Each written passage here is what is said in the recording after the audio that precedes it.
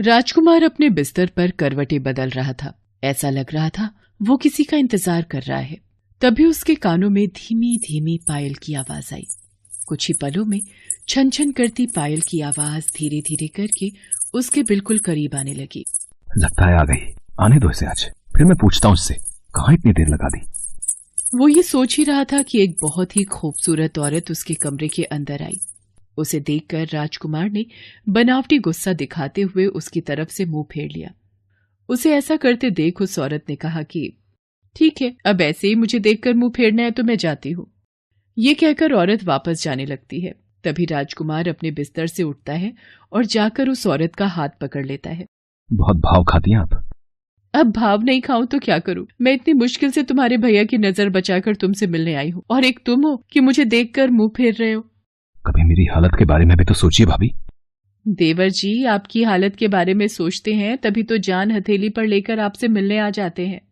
नंदिनी की इस बात को सुनकर राजकुमार के चेहरे पर चमक आ गई और उसने अपनी भाभी नंदिनी से कहा, भाभी और कब तक इंतजार करना है? छोड़िए भैया का साथ और भाग चलिए मेरे साथ। अरे, हम भी तो इंतजार में ही हैं। जैसे ही मौका मिलेगा आपके साथ मैं पतंग की तरह उड़ जाऊंगी आसमान में। ये कहकर नंदिनी ने राजकुमार को गले से लगा लिया। न जाने कब वो दिन आएगा जब हम दोनों बिना किसी डर के एक साथ रहेंगे, जब चाहे एक दूसरे को प्यार कर सकेंगे। वो ये बातें कर ही रहे होते हैं तभी एक तिलचट्टे पर नंदिनी की नजर जाती है। तिलचट्टे को देखते ही वो जोर से चीख पड़ती है, आह तिलचट्टा! देवर जी, इसे जल्दी भगाओ, इससे मुझे बहुत डर लगता है। राजकुमार अपनी चप्पल खोलता है और उसे तिलचट्टे पर फेंकने ही वाला होता है कि तिलचट्टा दूर भागने लगता है। उसे देखकर राजकुमार को बहुत गुस्सा आता है और वो चप्पल फेंककर तिलचट्टे पर मारता है। लेकिन चप्पल तिलचट्टे को ना लगकर कमरे में रखे एक महंगे गुलदस्ते पर लगता है। अगले ही पल गुलदस्ता नीचे गिरता है और उसके गिरने की आवाज आती है। जैसे ही गुलदस्ते के गिरने की आवाज आती है, राजकुमार चीखते हुए कहता है, इस तिलचट्टे को आज मैं छोड़ने वाला नहीं हूँ, बहुत नुकसान कर दिया इसने। वो फिर से चप्पल उठाता है और तिलचट्टे के ऊपर फेंकने वाला होता है।